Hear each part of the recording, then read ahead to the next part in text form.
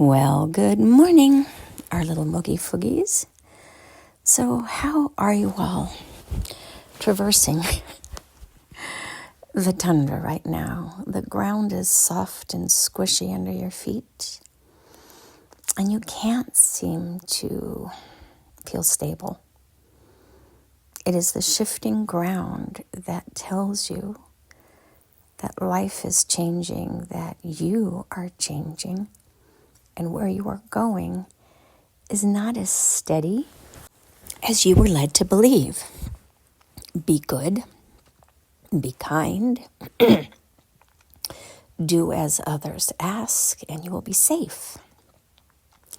And even there, you're realizing the fallacy in that belief system. All it really does is make you small, very small, because you keep giving away your essence, your preference, and your desires. So at some point, you're going to be squeezed so small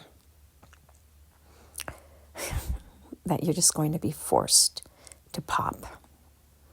And generally when something pops, there's a bang. It could be a small whimper or a loud roar, but there will be some kind of a noise. So how many of you have been squeezed and you're so small under so much pressure that you're ready to pop?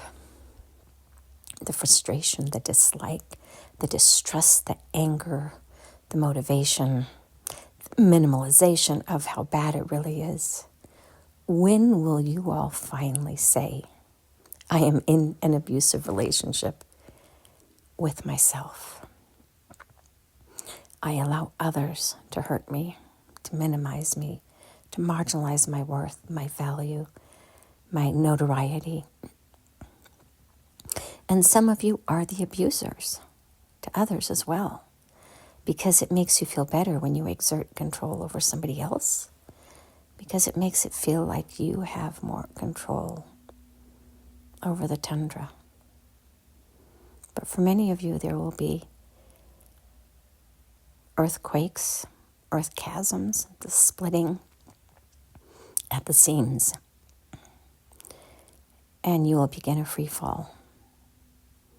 And you're not going to know where bottom is, when you're going to hit, if you're going to hit, and if you're going to survive. So we just ask each of you just to prepare for that what if. And not that it's going to be a catastrophe, but what if the earth splits open and you fall 3 feet and you're just in a new space? You can hide there for a bit and let life above you just keep on running by as the gazelles and the elephants and whatever else rush and run across the tundra, though it makes no sense. Don't worry about our analogies like that. Today it is about allowing yourself and the world around you to fall apart. Let go of your desire and your need to control everything. Just be present, and each moment find the choice that is safest for you. And safest means standing up for yourself and those younger parts within you and saying, no more. I resist, I resent you, and I reject your efforts. We, all of the parts within me who feel unsafe, want something better, and we're going to walk away. We're going to jump into a hole. We're going to run away. We're going to fly away. But we're going away because this no longer is sustainable. We each, all the parts within me, deserve to be in a space, in a relationship, and in an environment that feels good.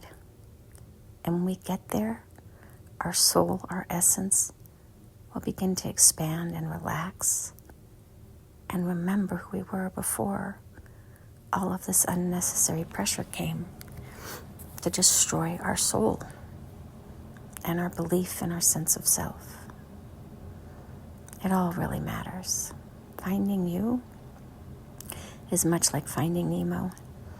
You may traverse the ocean and find yourself in what we would call a laboratory, but it's really just a dental office with a fish tank. And then you need to save your beloved Nemo. Head back on that journey to go home. Many of you find yourselves in fish tanks, thinking that you are leading a full life, when really you are there at the pleasure of someone else. So what can you do to jump out of that fish tank and to get back into the ocean, where all of the big risks do occur and exist, but you are living the life that you came to live? Or do you wish to remain a clownfish in a cage, in an environment where you are there for somebody else's entertainment and enjoyment, where you have no agency and no choice? Finding yourself is the greatest gift that man was given. To reject that which others demand and to say, I know that I want and I deserve more. And then you jump out of a perfectly good airplane, trusting that the hand of God, if you will catch you before you splat, because you did something magnanimous for yourself, that you chose you over servitude and indebtitude, which really is indebtedness. And so it is. Namaste.